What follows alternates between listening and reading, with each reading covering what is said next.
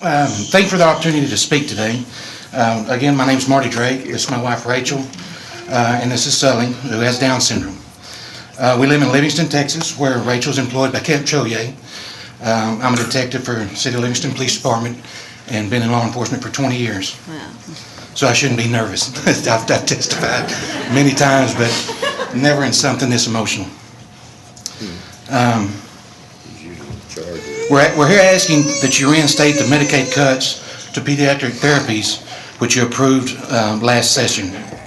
The cuts impacted ECI and several other organizations that provide therapy to children and young adults with disabilities.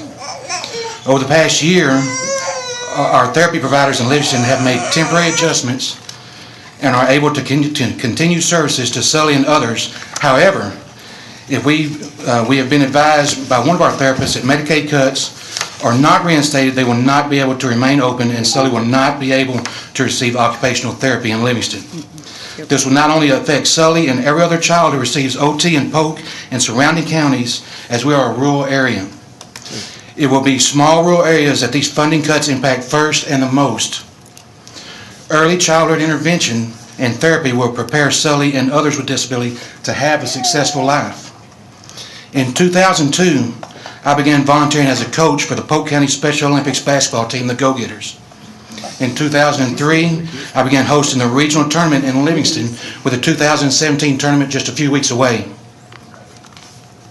Over the years, I've had athletes with Down syndrome, autism, intellectually challenged, and several other mental and health diagnoses. I've observed firsthand what a difference repeated training can accomplish. I've had athletes that could not hold a basketball, run, look at the rim. I urge the parents to continue to bring them to practice. Over time, in numerous practices, those same athletes are now running, bouncing the basketball, and looking on the rim, doing it all at the same time. I know that weekly therapies have helped Sully accomplish many milestones in her young life. I witnessed Sully roll over, sit up. In the last 2 weeks, she began to pull herself up on furniture. Though she does not talk, Sully communicates in her own way and is active with people around her. I know with continued therapy, Sully will be able to have a productive and successful life, which is what every parent wants for their child. In closing, I spoke to Livingston ISD education teacher Mary Smart, who has been a teacher for children with special needs for 42 years. Ms. Smart stated that she has seen a direct link between children who have received intensive individual therapy at an early age compared to children who did not. The progress they are able to make in all developmental areas is significant and impacts the future growth in academic, physical, and motor skills. Ms. Smart joins me in pleading with you not to deprive our most at-risk children receiving the care that they most desperately need. And I'd like to say one more thing, the squalling and the whining that makes people that turn around and smile at us, and some people were annoyed by it. Therapy is what did that. I'm telling you, when you have to listen to your child, when you have to wonder if your child is going to cry, if your child's going to eat, if your child's going to sit up. She spent 3 months on her back, never made a noise. When she started crying, Rachel wasn't there. I called Rachel crying. No. Guess who's crying? She said, you again? I said, no. Sully is crying. She's making noises. But that's what therapy does. She pulls on my ears back there. People were laughing. She was pulling on my hair. If she didn't have occupational therapy, she couldn't do that. She's able to reach up and grab things with her fingers, which to a typical child is nothing. But the special needs child that needs that therapy and that training and that repetitive over and over and over again. So please, look at last session. Try and reinstate those cuts. Crow Therapy in Livingston, Texas is a therapy that and I might not should even say their name. I don't know if I can. Sure. But that's the occupational organization that's going to have to shut down. He's made adjustments already. He's taken pay cuts. His employees taking pay cuts, trying to stay open. But they're a small organization that I don't know how many therapies, how many children they have, several in the county and the surrounding counties. They're going to close down. Mr. Drake, I've already violated so many of our commitments. I'm sorry. I'm sorry.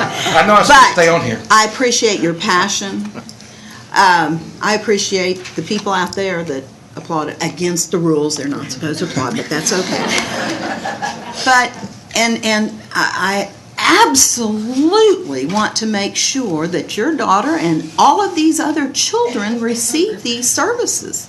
It was never our intent to take away services.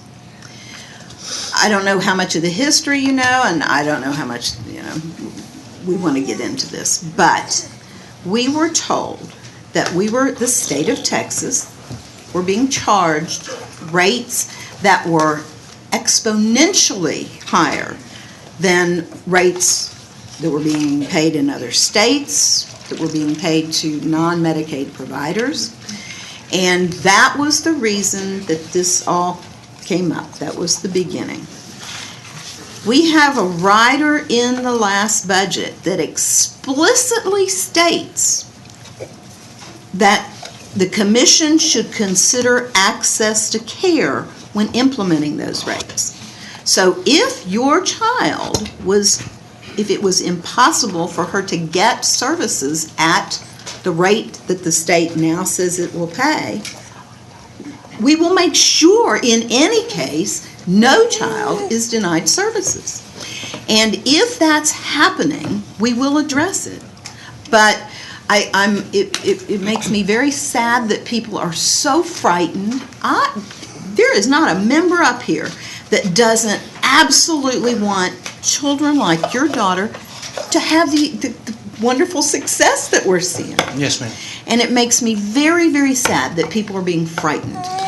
I think the word access to care is what scares a lot of them. They know that the benefits are going to be cut, but no, they're not going to be cut. We're going to give you access to care. And in Livingston, the only access to care besides Crotherapy is Texas Children, which is about 70 miles away.